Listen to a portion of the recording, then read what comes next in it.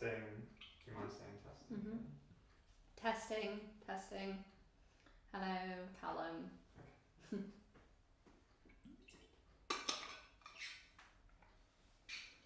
Oh god, I'm a baked bean. So hot. What's going on live? Is that actually? Yeah. I did. I thought you turned the volume down. No, I turned it back up. Oh, That's wow. what I just said. I'm a baked bean, everyone. There we go. Slight delays, but Hello, Callum.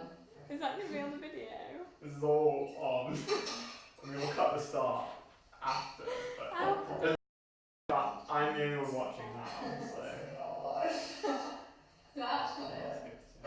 That's good. I thought you turned the volume down. No, I turned it back up. Oh, wow. That's what I just said. I'm a baked bean, everyone. There we go. That's it. That was muted. Wow. Right, you guys happy and ready? Yep. Okay.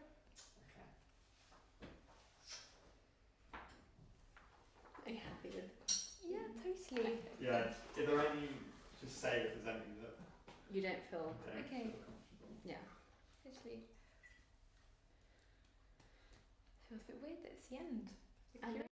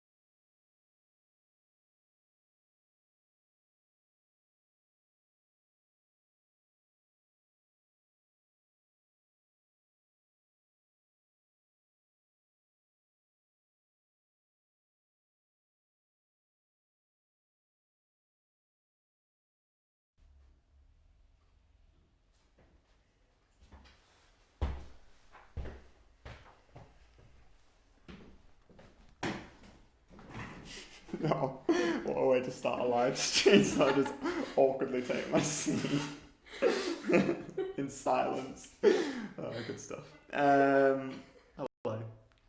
Thanks for joining us again, Kathryn, for our final part of this series. We've done quite an array of films, going all the way from Femme Fatale through to modern cinema with Agnes Varda and Chantal Akerman, so we thought we'd just have a final sort of send-off with you, and Caitlin's here again, by the way, in case you missed that, just to sort of ask any sort of questions, and if there's anything you feel you left out that you want to go into, it'd be great to get the sort of final recap and cover any ground that's not been covered yet. And we'll also, if anyone is tuning in incidentally, feel free to send your questions in. I'm sure we'll get them. Somehow. Yeah, Might just I've go got quickly. I've got my phone Okay, here, I'll so just I can. change the screen quickly as well, so I can roughly see if any come in. So we have some as well, so it's not just the viewers. But I thought maybe just to start, I'm sure we talked about this a bit at the very first podcast we did, but maybe if you could just talk a little about yourself, if you would. What is your interest in feminism and feminist film theory, and what drew you to curating this series? I suppose so. We talked about in the first episode that my schooling had been really important for that, and that my family and my parents had also instilled this. It wasn't an ardent feminism, but it was just a feminist way of being alive. But more recently, and why I applied to do this curation, is that I found a way to put all these theoretical elements of my feminist beliefs into practice. You know, I think actually just growing up and coming into being a woman made a real difference for me, because I started to read the text differently and understand them differently. And something like Helen Sieksi's The Laugh of the Medusa, which is very tender, but it's also quite sad, you know. And I started to understand some of those sadnesses, and I'm sure I'll read it again in 10, 20, 30, 40 years time and get something else.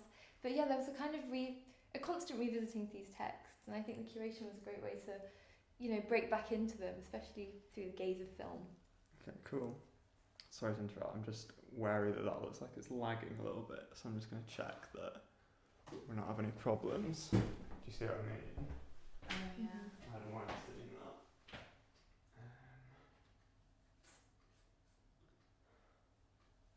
Are you recording on No, the camera? I was just thinking that's a good idea, though. Just in case anything goes wrong.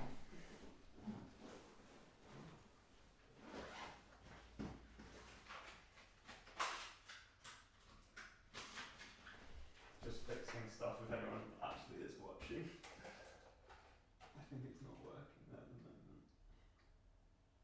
Okay, right, we're recording on there now. Just help play around with this for 30 seconds, and I can't fix it, then we'll just go with it.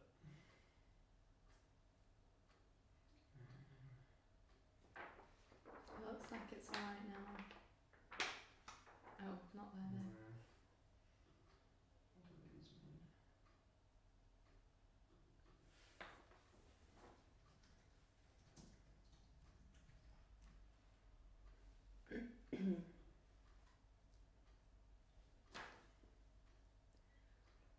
It's never happened with the last one we did.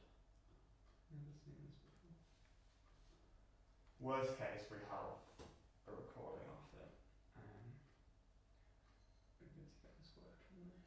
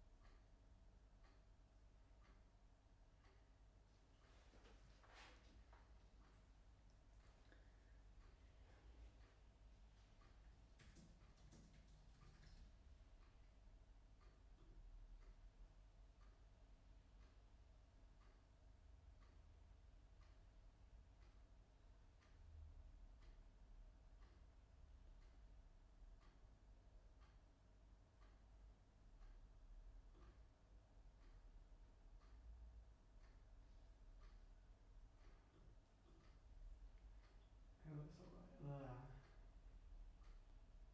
Doesn't it? Well, we're recording, so Yeah, I think let's just go with it. Yeah. So we're running Fab. short of time. Sure. Well, hopefully people can see something. Okay, so you talked a little about your interest and where it came from, and so now you're studying fine art and history of art, and are you still, that's my question, so the things that you're exploring in your series, are these things that you've learnt through your course or prior to that, or has your course sort of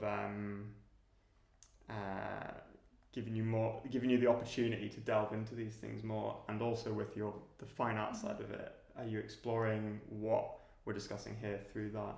I think firstly, in terms of history of art, it's been this really kind of tumultuous and beautiful flow between things that I've been reading and things that I've been receiving on course. Jill Burke, who teaches, does a really great course on the Renaissance nude, and so you start to it's great. She just goes, feminism as an ism doesn't need to be stuck in one time period. We can be feminist scholars looking at the Renaissance, or we can be feminist scholars looking at a Celtic stone. It's about an approach to thinking and what thought is, and representation. So in that sense, the course has been great. And I also took a cinema module with a great teacher he did incredibly contemporary cinema, and as a lot of very good teachers in a very short amount of time have to do, gave us one of everything. And so in that sense, my course has been really great, ticking off lots of isms and issues. And we did Gone Girl, which caused a lot of interesting debate in class, as it did with us. That's true. And but in terms of my fine art, and I think they're hard to separate, the history of art and the fine art, your brain isn't two. I've always been a kind of feminist maker in that sense, and I use a lot of collage, which is a typically feminine form. Even John Steziker, who spoke a couple of nights ago at the National Portrait Gallery, said that it's a very generous form, it's very loving, and they're not necessarily taken away from masculine forms, but they are particular attributes of traditionally feminine crafts and products. So yeah, the feminism has definitely found its own language through collage, and also more recently I'm doing a lot of soap work and working with a lot of smell, because often the feminine is just a trace. That's really interesting. Yeah, that's really interesting. Good idea.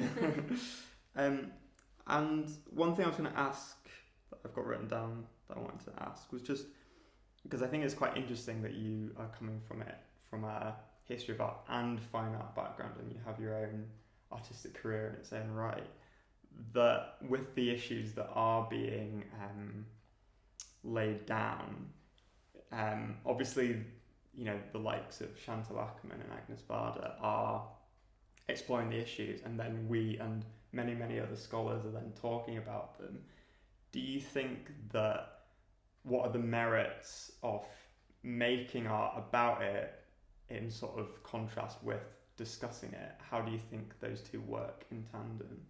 For me, the art making is a different type of language. So making art feels like a form of translation or a form of expression of an idea that doesn't sit in language, in spoken and written language, in the same way that it does in the visual or the, you know, the sensory. For example, it's really interesting working with smell because it's quite rich. It often has a time-based element to it, and so in that sense, if you're able to translate an idea, I mean, a really great example is the perfume Mitsuko.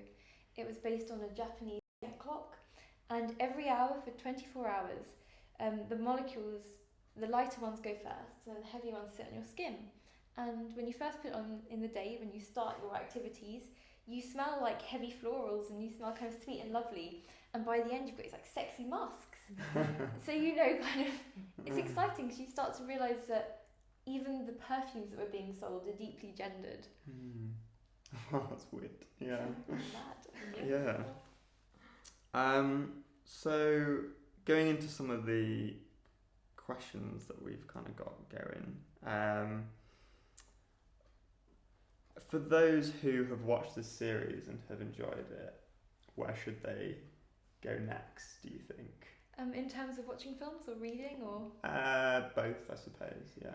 In terms of the films that have come out recently that have kind of piqued my attention, I think The Post was a great moment, particularly the costumes. Meryl Streep, and it took me a couple of takes to work out what was going on. Starts to blend in and out of her home and the background she's in. And then there's that amazing scene, a boardroom full of men and one woman, Meryl Streep, kind of almost shaking in her seat. And I think that's a great feminist rendition. And I mean, there'll be comments about the fact it's not by a female director, etc. But actually I think it's a really great move. And by Meryl Streep, who is obviously outspokenly a feminist in the film industry. But there are also other films as well that I think have a very prominent place, like The Help, which looks at the history of the black woman, and her on-screen typification has often been as the caring mother or the harlot. And so, you know, intersectionality and interdisciplinary readings of these films are really rich. And to look at The Help, you see both the gender, the class and the race, you know, trio all coming into play. That's really interesting. I think you were going to ask something about intersectionality. I was. You, I can't see. it feels like a good moment to do it, although maybe. I can't remember how I'd phrase the question. Do you know whereabouts it's written It down? was. I think maybe we were just talking earlier about, was it the representation on screen one? Is that what you're looking at? Yeah. We were wondering whose responsibility it is to ensure. Thinking about Gilda to Shanti Elman, I was just thinking whose responsibility is it to ensure good representation of women on screen? Is it the writer? Is it the director? Does the actress have a responsibility? Like you were saying about Meryl Streep, and I was saying that there's quite a few actresses now who refuse to play certain roles. Just wanted. I think it's a shared responsibility where we all have to take some stand in it, otherwise things don't change. You know, you need the mass to kind of vote with their feet. I think Helen Mirren also does a brilliant job of taking roles. Is she playing Kathryn the Great, or am I making that up? I'm not sure. Yeah. Anyway, she's just taken on an interesting and slightly bizarre female role, and in that sense, having a few people who kind of wave the flag and go, we're in a position of power because we have a lot of time on screen, we're well known and we're respected in the industry, makes all the difference.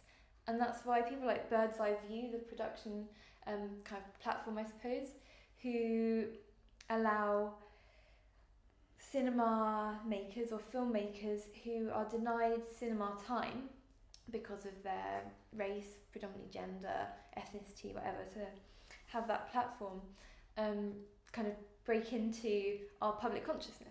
And so in that sense, you know, I saw a really great talk at Edinburgh Film Festival, 2 women running it, and they said, you know, it's our responsibility because we're in a position of power in the industry to make these changes.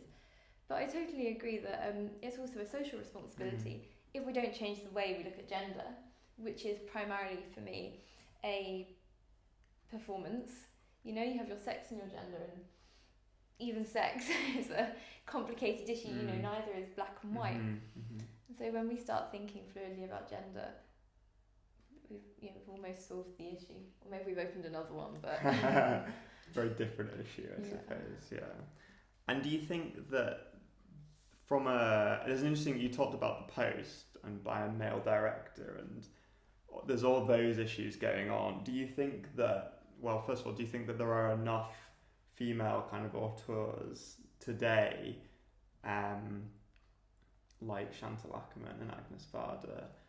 And do you think that, going back to the kind of question about responsibility, is it their responsibility, or do men and other genders and etc. have a role to play in that? There's something crazy, like, you know, more women study film than men or something like that. There's an odd statistic that then doesn't meet the industry.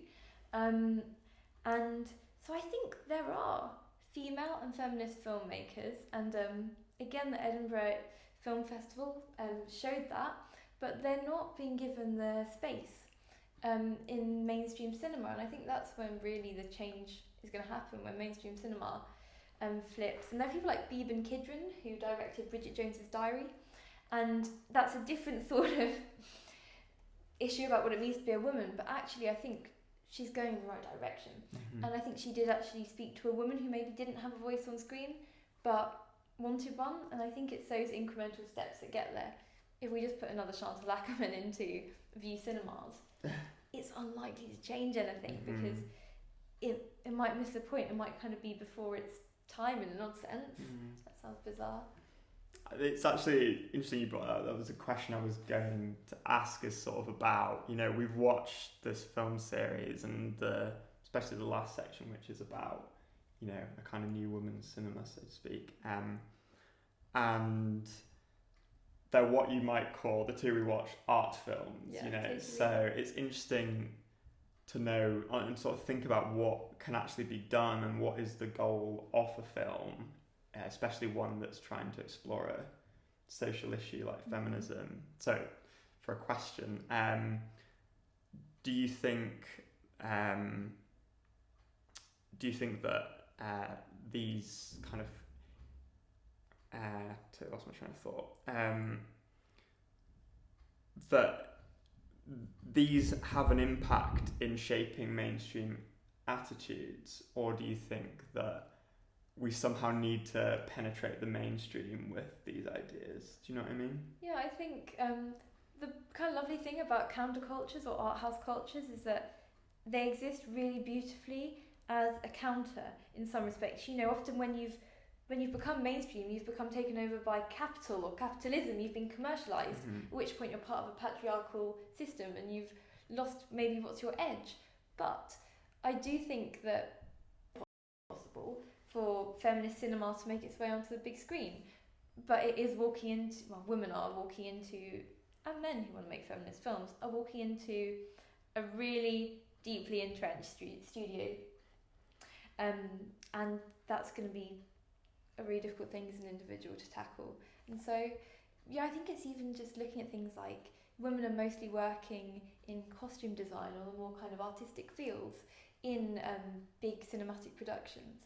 And if you have an all-female team, for example, you're much more likely to enjoy your time in your role and want to work with them again, because you're not faced with being the other every day. And so I think, even just having the bodies around you to know that you're not the odd one out can make a huge difference. In terms of art house cinema, there is also a really beautiful place for it, and I think art has pushed these boundaries, following Clear from 5 to 7 and Jean Dillman. And I'm thinking of people like the International Institute for Important Items, who made a really great and mad film called The Waterway, which is about a woman who owns a spa. I think it's this one. Hopefully I've got the name right. Made a beautiful film about a woman who owns this thermal spa and she doesn't want to age. And they sit really in between that art house and art cinema, and maybe that's also lovely, art can absorb some of this cinema and also get it back into screenings. They showed at the Cameo, so... Interesting. Is there anything you want to ask? I do have... If you have I just got just a sort of quick follow-up was I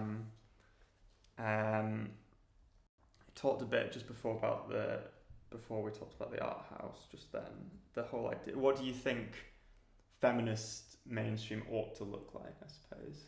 Oh, that's a good question. Not girl power. I can tell you what I don't want it to look like.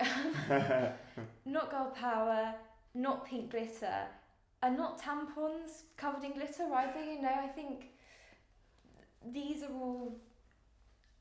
I think they've had a bit of a moment, and I'm not sure how helpful that moment was.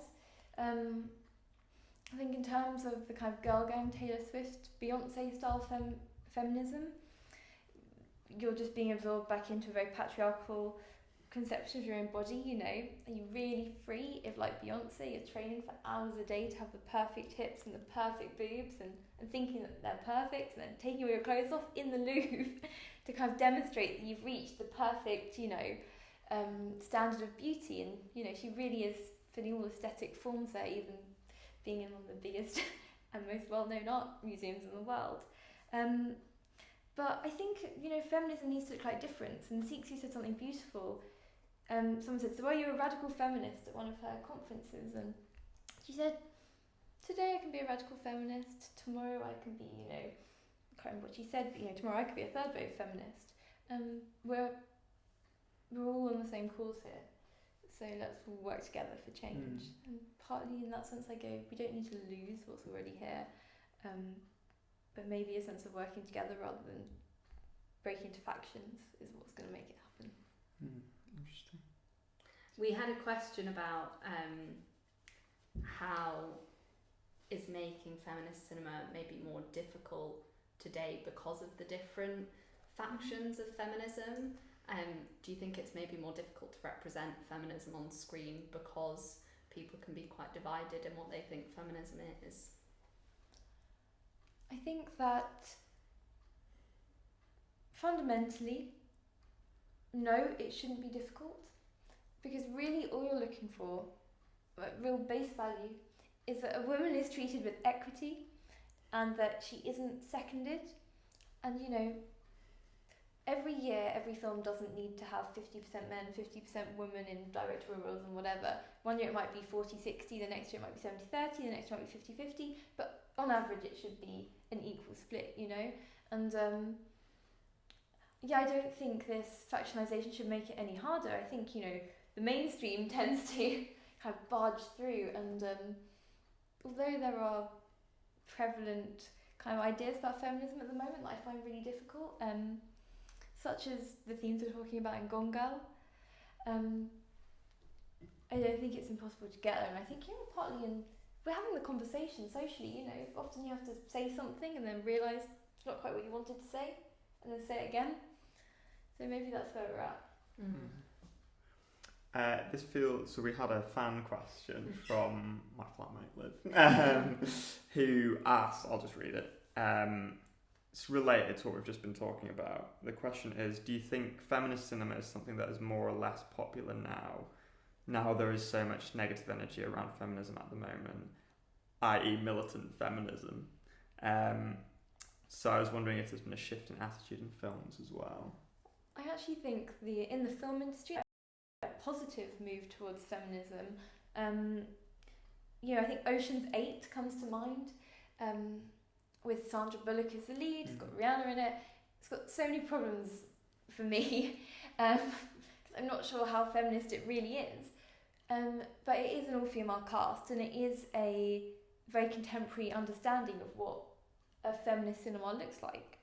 And so in that sense, I don't think the industry is bulking away from it all the time. And I think it's actually quite popular. You want to be the woke generation. You want to get in. The people who are voting for Corbyn, for example, are also the people who are likely to be going to a cinema that is feminist oriented. And that seems to be the younger generation in the UK at least. So, I think, if we were seeing really gritty feminist art, I think you've quite a lot of feminist performance art like the 1970s, Judy Chicago and Suzanne Lacey washing themselves in baths of eggs. I think people might have more issues. But at the moment it seems quite soft. I was going to ask, unless you have anything you wanted to follow up on. Yeah, but you go. No, you go. I was going to ask with just what you said about Ocean's 8 and maybe it not representing what feminism is. Do you think there is then sort of a right and wrong type of feminism? I think that if you're being swept up by a lot of patriarchal values, then you're probably missing the point of what it means to be a feminist. I'm just thinking of the different character types they have in Ocean's 8. And all of the women, even Helena Bonham Carter, who I think is maybe the closest to what we'd be thinking of as our kind of feminist role model, have either just adopted a masculine role or they've bought into the patriarchal system in which money is power, is freedom, and not be able to say goodbye to that. And I think it's kind of a long and ongoing process. But I do think Sandra Bullock is a little bit like the woman who plays Tomb Raider.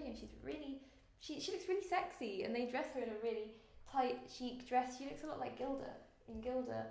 And I don't think Rihanna's a great example either of what feminism can be.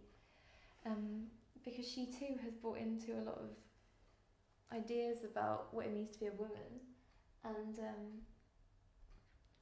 so that would be my patchy response maybe. Yeah, obviously heavily caveating this with being straight and male, but just kind of reflecting on that, do you think that women could find the whole being sexy in that sort of Lara Croft, say, way empowering? Oh, I find it so hard. No, I think that whole Lara Croft body is, it's almost like a masculine feminine, if that makes sense. You're hyper feminine, almost in the same way that you're hyper feminine in a pair of stilettos and a lot of makeup. You're walking into a predominantly, in the past, male, and possibly in the present too, male idea of what a woman should look like. And Lara Croft or Sandra Bullock still looks super sexy. Even if they're looking super sexy for a woman, they've carried on this role that they've been given historically. And they're still fulfilling it. And not to say we can't shift in and out of that, but I think it's not to be it all the time, and to know that that's only one persona and that there are others. Okay, yeah, that makes sense. So do you think possibly a kind of, don't want to put words in your mouth, but possibly a kind of positive feminist modern cinema might look like a range of female expression in the same way that, is it Varda, I think, talks about there being as many different sort of feminist films as there are female filmmakers? Do you think that would be a positive way forward? Yes, totally. I think that's partly the issue at the moment. We don't have the representation. So we're not seeing on screen, so we're not seeing all of the different female voices, even if they're making films. And that for me, I think, is why I find art production quite exciting, because it tends not to have to jump through so many hoops. to get to potentially only my eyes in some respects, actually, because I'm studying art and looking for it. But there's a kind of ready platform. Galleries tend to be a bit more open to showing these. It's maybe not such a big loss if they have one screening one night rather than cinema booking out a whole week for a film. And so in that sense, I think actually art at the moment's probably got the most freedom to start having this voice. Yeah. Do you have any? I have a slightly personal. Okay. So I was going to ask, as a man who wants to make films, what do you think my relationship with feminism in cinema should be? And I'm totally on board with that. Obviously, I 100% agree with the way you formulated it as there being like a 70-30, 60-40, 50-50. As long as it's roughly, I'm on board with, and I would like there to be equal, diverse and representation of all genders and sexualities and all that. Obviously, just wanted to clarify. But I just find it interesting as someone who is the sort of in the position of power in all those regards to some extent, that I just wondered what your thoughts were on, not just for me, but male filmmakers. What can they do to sort of support the feminist cause, I suppose? There's like brilliant irony in the way we're all sitting right now, isn't there? I'm just thinking, maybe one of the key things is semiotics and the signs and symbols that you put out to show power. And I think it's by chance, but I think it's quite funny that you're in a larger chair with the arms. You're the last one to enter, but therefore you have the biggest presence. You're asking the questions. I think all of these things are, they're not necessarily not feminist, but it's interesting that maybe it would need to take an active move of the camera or an active change of the set to make that so. That's that lovely John Stuart Mill's quote, all which is usual appears natural. And that's it. It's just looking at what looks usual and going, why does that look normal to me? Or, why do filmmakers usually hold the camera over here and not ask for her side of the story, or not look from below? Also with Truffaut, he looks from the child's point of view, Thinking of the camera not as a 6-foot man even changes the way the whole film is read. It's not to eradicate that point of view. I think that's a really valuable point of view to have in cinema. But actually going, there are multiple points of view to have, and we can have them all in this one film. Yeah. I suppose, just off the back of what you said, it's also kind of, there's being aware of your own position and the privilege of that as well. But I think, it's just trying to understand it and be as fair as possible in a way that, it's a tricky one because, you still, I'm aware that there aren't enough opportunities for female filmmakers, but I still want to make films, and so there's this interesting collision of, to some extent, my desire to do that and in lots of ways just assert myself, I suppose, in what you're talking about.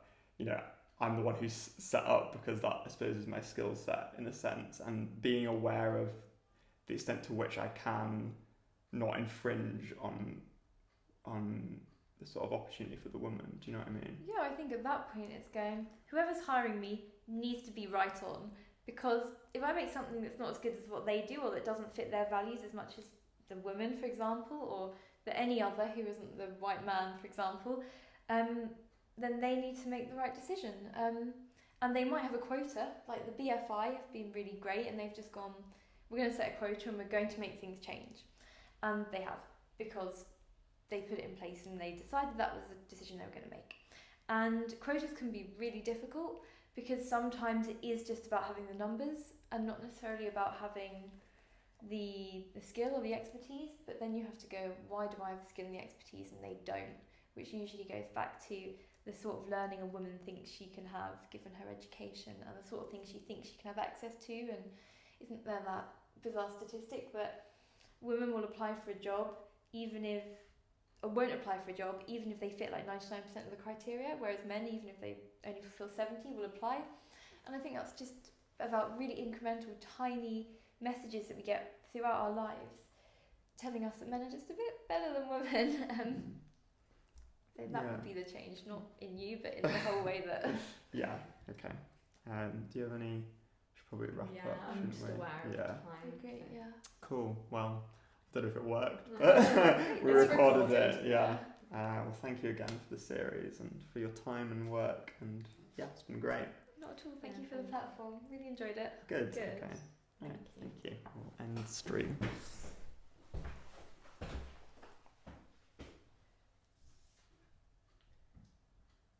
Don't want to say anything on camera again. It's going to be online.